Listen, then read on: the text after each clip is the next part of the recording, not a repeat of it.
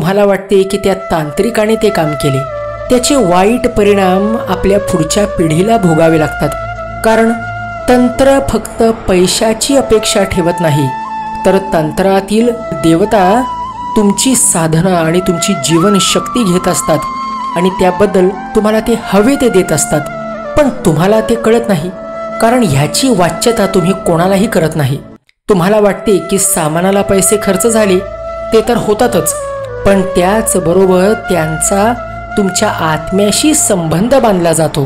तुम्हाला त्या शक्तीचे गुलाम केले जाते.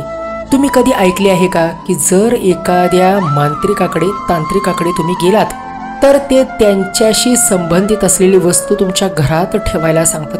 हे सगळं तुमच्या समोर केलं जातं. तुम्हाला त्या शक्तीचं गुलाम केलं जातं आणि ते सर्व नकळतपणे केलं जातं. त्यामुळे त्याचा तात्पुरता फायदा दिसतो, पण नंतर येणाऱ्या कित्येक पिढ्यांचे तुम्ही नुकसान करता. ज्या साधकांच्या कमेंट मला येतात की गेल्या 20 वर्षांपासून 30 वर्षांपासून आम्ही हा आजार भोगतोय, आमच्या कुटुंबात अनेक संकट आहेत, तर आपल्या अगोदरच्या पिढ्यांनी काय पराक्रम गाजवलेले आहेत ते आपल्याला माहीत नसतं. मग त्याचा परिणाम हा आपल्याला अशा पद्धतीने फेडायला मिळतो.